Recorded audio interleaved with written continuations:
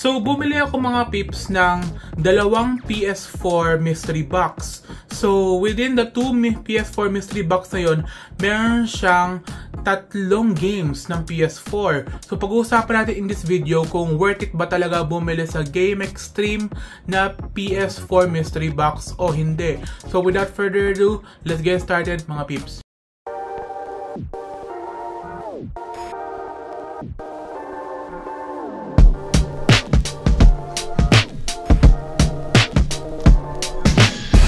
So, dali natin ang gunting natin dito. Tingnan natin kung ano magiging laman nito. So, salamat JNT pala kasi may punit na yung packaging dahil sa pag-deliver nyo. Pero ito guys ay hindi ako naggupit nito kasi talagang ganyan na talaga yan nung dumating sa akin.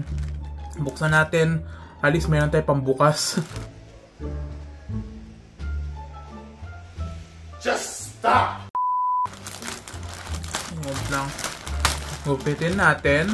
So, mayroon pala akong binili din na para sa PS5 na cover ng controller, which is mukhang ito kasi maliit lang yon, which is di ko na kailangan pakita kasi para umabot ng 1,695 lahat ng orders, ginawa ko mga peeps is bumili din ako ng cover ng PlayStation 5 controller para lang from 2,000 maging mga 1,695 na lang. So, good deal yun, di ba mga peeps? So, tingnan natin ang laman nito. So, meron tayong basically 6 na PS4 games dapat dito. At di ko pa nakikita at least sa inyo. Ano ba yung unang game? Tabi natin dito. Tapos, one by one natin ang pagbukas. Wait lang, hindi ko naman yung tabi. I-one by one natin ang pagbukas. Hindi ko pa tinitignan mga peeps. Hindi ko nga din kita kasi masyadong blurred yung mata ko na yun. Pero, ayan. Eto. So, first game ay... ano yun? So, first game is Tactics Ogre Reborn. At saka, bakit gumagalaw yung disc sa loob. So, di ko alam kung bukas na ba ang game na to o hindi. Kasi nagtataka ako mga peeps. Bakit nagyumayanig yung game sa loob? Tiyo mga peeps. Yumayanig yung game sa loob. So, buksan natin. Tingnan natin kung nasira ba yung game o hindi. Pwede siya sa PS5. Thank you. Kasi ang console ko na is PS5. Wala akong PS4. Pero halos lahat naman ng PS4 games is compatible sa PS5. Diba? So, tingnan natin. And buti hindi nasira yung game kasi lumilipad. At Square Enix pala may gawa ng game na ito. Sabihin, magandang game to. Pero, tingnan natin, walang gasgas kasi gumagalaw siya sa loob eh. Tingnan natin. Hindi maganda yung pagka-packaging. Pero, buhay pa naman yung game kasi mukhang malinis yung game na bago. Next game. Uy.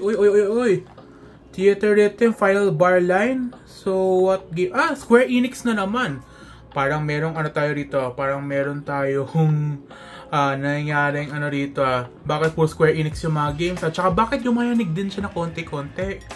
So, this is PlayStation 4 game, which is the Rhythm Final Bar Line. Ano ba to? Parang ano ba to? Parang hindi ko alam. Hindi man to RPG, no? It's an RPG. So, another Square Enix game which is itong Theater Rhythm Final Bar Line. Hindi ko alam yung game na ito pero for the price of 995 pesos for 3 games, mukhang ito ay worth it na. Tingnan natin ang laman nito kung sira ba o hindi. Tingnan natin. So, ang laman is maayos. And meron pa siyang survey dahil sa same din dun sa isa kasi Square Enix din yun. So, ito mga beeps is 1 or 2 player game. Kaya, Theater Rhythm Final Bar Line. Magandang game ba to? Comment down below. Check natin. It's a Mojang game. So, basically, it is Minecraft for the PS4. Ito ay yung Minecraft Dungeons Hero Edition. So, this is the... Kaya peggy siya kasi European siya. Kaya Tingnan natin to. So, meron siya, may kasama na siyang Hero Cape, 2-player skins, at saka Chicken Pet. Dami ng mga DLC na kasama din pala. So, it is a PS4 Pro Enhanced game. So, pwede yun to. Buksan natin. Bukas natin ito. Hula ko kaya hindi lang ito nabenta kasi malubog yung pagkalagay ng PS4 games. Pero, worth it naman. Kasi gumagana naman ng game. Tingnan natin mamaya kung gumagana. Pero lagay ko lang sa description kung gumagana lahat ng mga games. Pero ito ay yung Minecraft Dungeons Hero Edition. May kasama na siyang DLC and a Hero Pass doon sa game. So a Mojang game, 7 and up. Pwede siya dito. Next naman, the next 3 games na papakita ko sa inyo ay magka-bundle din dapat. Tingnan natin ang sunod na game. Utang na loob, nakikita ko na. Naka-bundle siya ng 3. Nakikita ko na yung pinakataas. At ayoko ng game na to. Shoutout Ken Let's Play. Salamat sa sa idea na Paw Patrol. Syempre, Ken Let's Play. Alam mo naman, ito yung paboritong game mo. Pero meron tayong Paw Patrol. So, lagay tabi natin dito kasi naka-group yung 3 games. Hindi ko pa nakikita yung sa ilalim yon. So, next is Paw Patrol. Bakit kailangan ko ng Paw Patrol? At yung halaga niya dati is... Hindi, ito pa yung halaga niya dati. Hindi ko alam pero ito ba yung halaga niya? Hindi ko alam. Pero Ken Let's Play, paboritong game mo to, alam ko. Kaya, tingnan natin kung maganda ba to. So, rated 3 and up. And choose your racer. Hindi ko trip yung mga ganitong games. Tingnan lang natin kung nandito yung disc sa loob. Kung nag-shake ba siya. Hindi. Ibig sabihin maayos yung pagkalagay. And tingnan natin kung open siya. Open. And kasama pa yung brochure para sa Nickelodeon Adventure Lakeside. So ito yung game mga pips. Maayos yung pagkalagay. And we got pala is yung Peggy, which is European version, and PS5 upgrade siya. So, pwede sa PS5 natin. And next is PS4 game na FIFA. Hindi ako naglaro ng FIFA, pero baka magustuhan ko. Kaya FIFA 2023, ito Japanese version siya. Kaya, pwede na. So, tingnan natin kung ano laman ito, kung nag-shake ba siya? Hindi. So, maayos ng pagkalagay. Buksan natin.